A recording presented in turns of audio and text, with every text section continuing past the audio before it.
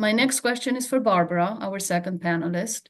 Barbara, you volunteered with SMEA, lending your brain power to capstone projects, and you've been very generous with your time by hosting site visits. Could you please tell us about hosting site visits and about your volunteer service to marine and environmental affairs more broadly? I am delighted. Thank you so much. I'm thrilled to be here. And what I would like to share is that my goal in coming to the School of Marine Affairs, when it was that name, in 2010, I graduated, and my goal was to focus on local marine stewardship and policy. That work has continued well. And I am very grateful for having been appointed to the Island County Marine Resources Committee, which has provided a platform and a volunteer community for my niche, which is marine policy. The site visits are a wonderful opportunity to not only talk about issues, but how they're related to each other. And it is my pleasure to co-host these visits with other members of the School of Marine, other members of the MRC. But I would say to you that the sites themselves will inform the opportunities to interpret.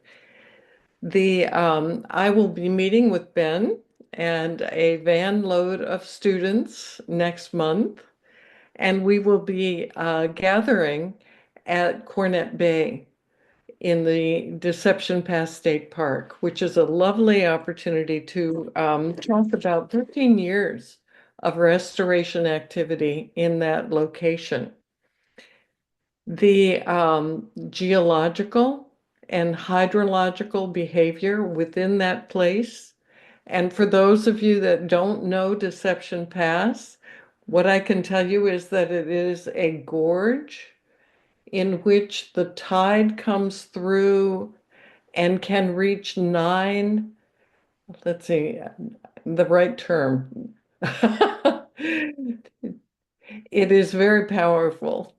And as a matter of fact, it's a tidal bore that is recognized in the literature about those phenomenon.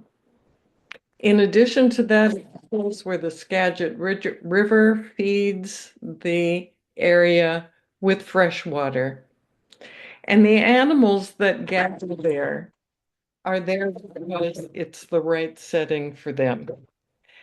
For forage fish, which are the fish that are kind of a key to our food web in this region, forage fish seek out sandy beaches. And in this dynamic place, there are some nooks and crannies that have sandy beaches, but they're not the norm. And these little fish will identify areas that will suit them, where their eggs will be exposed to enough water, but not too much, and enough shade, but not too much. And they they will actually select sand grain sizes in their search for the right place to lay their eggs. So that's one example of how this place provides the opportunity to talk about the issue itself and also how it plays into other things. The the other story that I love to tell on these site visits has to do with newly hatched salmon, which need a nursery location in order to mature and to have their gills and their kidneys adapt to salt water.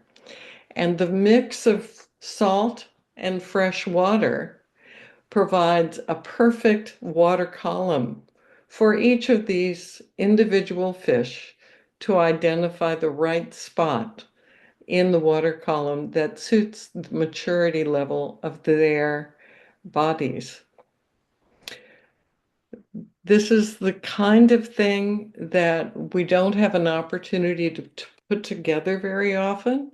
We go deeply into various subjects. This is an opportunity to bring the whole together. The other thing that we will talk about in our site visit is that we need to be sensitive to the social context of all of the work that we do. And in this location, we have some alders that were planted because they are native trees, but they're thriving and they have grown so tall and so dense that they are blocking the view of the water for the people that live close by in their own homes. So we've had to make some adjustments, and those alders are no longer blocking their views. So I appreciate these site visits as an opportunity to meet each student, talk with them about their studies and their aspirations, and also to share with them this remarkable place that we live.